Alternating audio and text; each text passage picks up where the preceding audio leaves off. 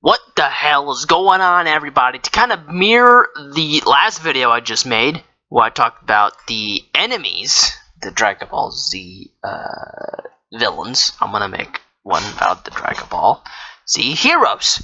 I didn't really put them in order this time because they don't really appear in any specific order, some of them anyway.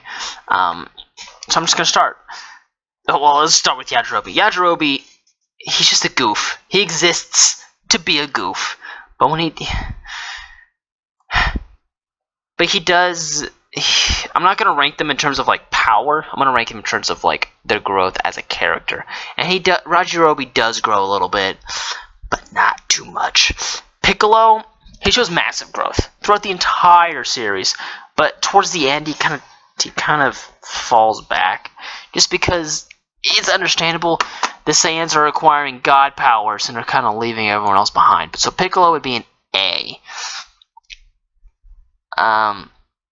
Only because he's kind of fallen back into the teacher role, which he already had. So that's the only reason that keeps Piccolo from being an S. Oh boy, it's Yamcha. Yamcha, he showed promise during the Cell Saga. After the Cell Saga, where'd he go? Where's he at? So I think he's in the same boat as like Yajirobe. Or he's kind of like, because for the first half of the series, Yamcha's a pretty decent hero, even though he dies all the time. So I gotta place him at a C, because the growth that he shows ends up regressing. Now Tien, I actually really like Tien. Tien is one of my favorite characters on the show, and he does show growth progressively throughout the series. So I'm gonna place Tien at a B, just because I enjoy Tien. I think his abilities are cool. He's the only Z fighter to study from the Shin school, from the Crane school. So his abilities are vastly different than Krillin's and Yamcha's and Goku's and Gohan's. So that's why he's gonna go there. And if you can't tell who this next picture is, this is Android 18. Now, kind of last time, she's a bit of a follower, but when she wants to be a hero, she's great. But she doesn't show a lot of growth as a character or as a hero. She kind of falls in love with Krillin, and she kind of adopts like a motherly role. But she is a badass, and her abilities are unique to mostly every other Z fighter. So I'm gonna have to put her at a B. I assume this is Bulma. It doesn't look like Bulma, but I'm gonna treat it as it is Bulma. Bulma's okay. But Bulma does show a lot of growth during the series. I don't think this is Bulma. I think it's Bola. Oh well. It's Bulma. I'm treating it as Bulma. Because this doesn't look like Bulma. Anyway, she does show growth through the series, but she does kind of regress at the end towards just being a housewife for Vegeta. But I'm going to place Bulma an A. Because when she first shows up in Dragon Ball, she has no idea what the fuck she's doing. Oh boy. Kid Trunks. Kid Trunks. This is present Kid Trunks. He matures during the series, and he really kind of matures he has some really cool moments with Future Trunks during the Future Trunks saga of Dragon Ball Super. But other than that, he doesn't really have moments where he comes into his own. He really has to rely on the fusion dance with Goten to really do anything. So I'm going to place him at a C. Now, this is Future Gohan, if you were not aware, and I love Future Gohan, so I'm trying really hard not to let my bias come into this. But he's basically he's basically the mentor to Future Trunks. He fights the androids by himself after all the other Z fighters die. And the final fight with him and the androids is Absolutely amazing. Like, you can't really ask anything else from a character who deserves to be the main character of his saga, even though it does belong to Future Trunks. So I have to place him at an A. He does have his own distinct personality. It's similar to Goku, but it's different. It's really weird. Now Pan. Pan's a child. Pan only exists in GT. She's a child. D. Especially if I'm gonna go off of the canon shit, Pan in Dragon Ball Super is literally a child. So no, I'm gonna come back to Goku. I'm leaving Goku here. Goten, he's in the same boat as Trunks, really is, but he doesn't show a lot of growth during Dragon Ball Super. He shows almost no growth during Dragon Ball Super. So Goten, I have a hard time placing him at C. Goten has to be a D. He's a carbon copy of Goku. Literally same hair, same everything, but he doesn't have those one or two moments that really define him. Trunks does. Especially when Trunks fights his future self, because he's pissed off at his future self. Goten doesn't have any of those moments. He trains with Gohan, and that's about it. Android 17. This is Dragon Ball Super Android 17. Just so we're aware. And this Android 17, he has his own distinct personality. That's different than basically everyone else. He is his own android. It's revealed he has his own family. He's a park ranger for an entire island. He protects the entire island from poachers. So he really kind of... It's a very hard shift from when he was evil. And he does show growth throughout Dragon Ball Super. Now, I've seen all of Dragon Ball Super because I watched it subbed. So I know where he turns out. And knowing that, I have to put him at an A. I have to. Just because the growth that he shows during the end of DBZ up until the end of Dragon Ball Super is actually pretty phenomenal. And he has very unique abilities, just like Android 18 does. Chaozu. Chaozu... During Dragon Ball, Chaozu was a really interesting character. Oh, be quiet, phone. Anyway. He's his own very distinct character. Even though he just kind of follows Tien around and does whatever the fuck Tien says. But during Dragon Ball Super, Chaozu doesn't do anything. So I have to put him at a D. Like, he shows regression throughout the series. Now, let's do Future Trunks. Future Trunks is also one of my favorite characters. He basically... He doesn't get to watch everyone else die, but he only knows war. He only knows fighting. He only knows fighting for his life. And the Future Trunks saga is my favorite saga in Dragon Ball Super. Maybe besides Tournament of Power. Tournament of Power is pretty interesting, but there's too many characters. So I'm gonna have to say the Future Trunks saga is my favorite saga. And he does show growth from the beginning, from when he's introduced to the very end. So, he shows growth. He has his own distinct personality that's it's different from Vegeta, different from Goku, different from Gohan, and his abilities are freaking awesome. And his sword is awesome.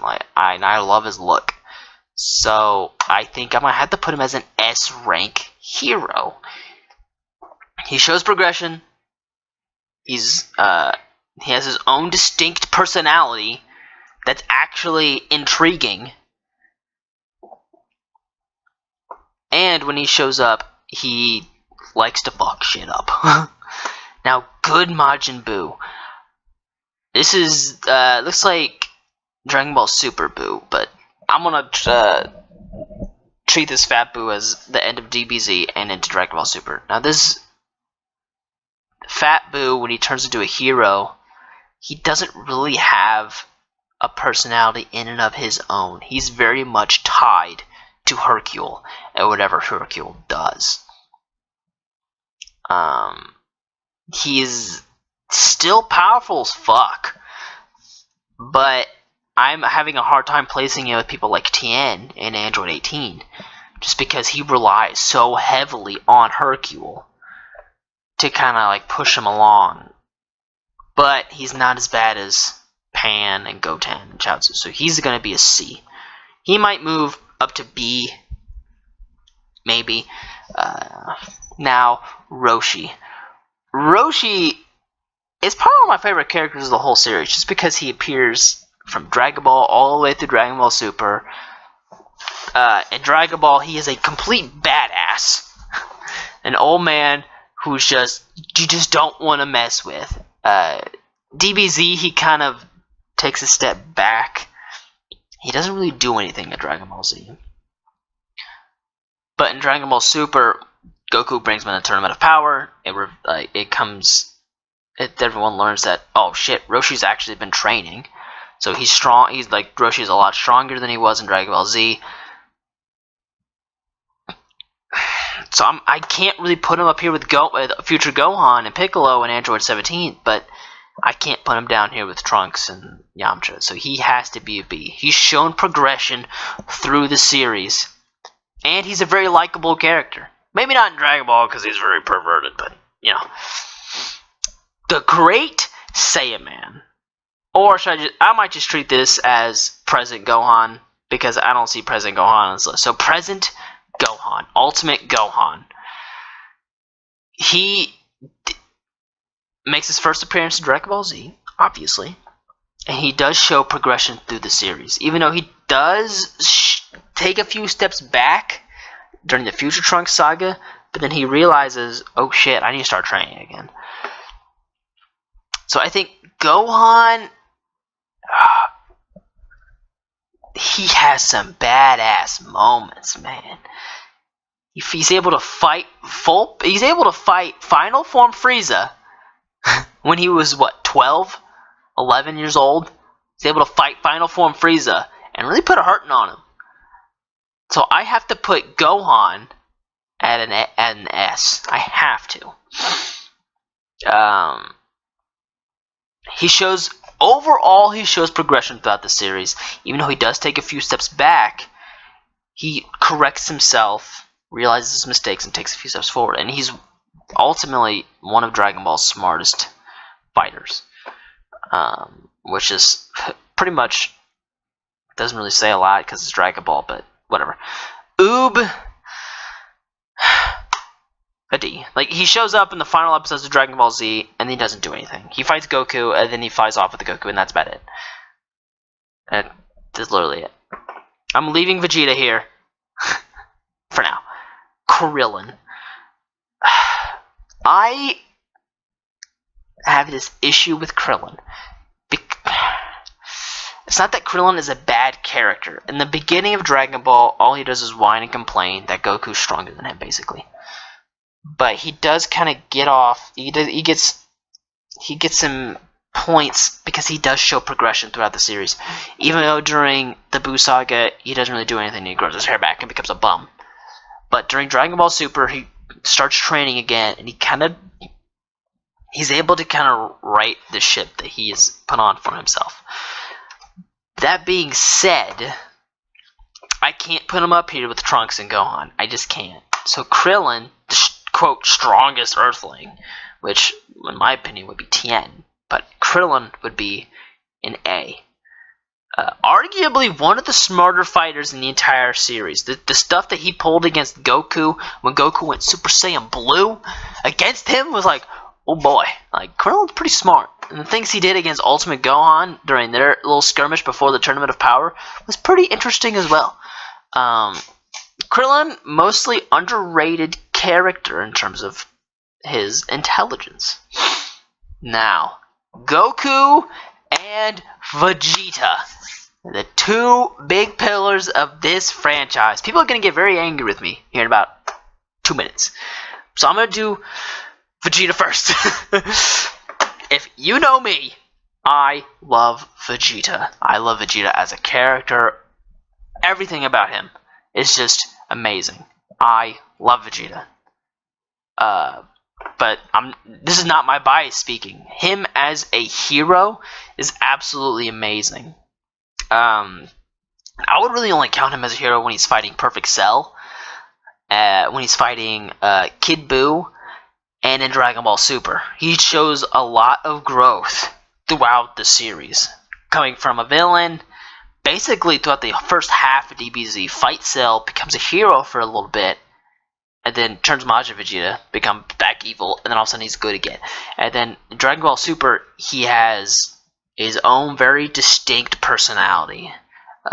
He's fueled by only a few things: the drive to get stronger, the drive to beat Goku, and basically to become as powerful as he can. And especially in the Tournament of Power, he really comes into his own. That's why I love Vegeta. Now Goku. People can get very angry with me here. During Dragon Ball, Goku showed a lot of growth. I loved Goku during Dragon Ball. He's growing up as a child, learning how to control this gigantic power that's inside of him. Becomes a teenager and beats Piccolo to win the tournament. First time winning the tournament. Dragon Ball Z, he shows growth. It's shown that he is much more intelligent, especially towards the end of DBZ. And especially during the fight with Cell, he's very intelligent in what he's doing. So his fighting ability is growing, his fighting tactics are growing. But Dragon Ball Super comes around, and Goku takes some steps back, in my opinion. He becomes a dumbass. His motivation just turns into, I just want to fight the strongest guy. It doesn't matter who it is. He hires Hit to kill himself because he wanted to fight Hit again. He didn't just, hey Hit, you want to fight me? You want to go round 2? We can go round 2 on Beerus' plan or something. I'm pretty sure Hit would have done that. But no, he hired Hit to kill himself. Why? Why did he do that? Just because he wanted to fight a strong person. And that's the only thing motivating him throughout all of Dragon Ball Super, is fighting strong guys. That is it. So throughout the entire series, Goku is showing all this growth. Dragon Ball Super hits, and he takes massive steps back. Now during the Future Trunks saga, Goku shows some promise again. But then a Tournament of Power hits, and he takes these steps back again. It just blows my mind. Now his Ultra Instinct transformation is nice, but anyone can get it. Literally anyone can acquire Ultra Instinct. So it's not just a Goku related thing. But he takes active steps back during Dragon Ball Super. When he's fighting, I call it Jelly Vegeta, is the filler episodes during Dragon Ball Super, when Vegeta's power gets taken by, it's like Ultra Divine Water or some bullshit like that. But he fights a purple version of Vegeta. But fighting this purple version of Vegeta, the longer he fights him, the more the real Vegeta dies. And so instead of saying, oh shit, I want to save the real Vegeta, Goku's like, this guy's really strong, I want to fight him. I don't know if I want to save the real Vegeta. It's like, what the fuck are you talking about? So, Dragon Ball Super, he actively takes steps backwards.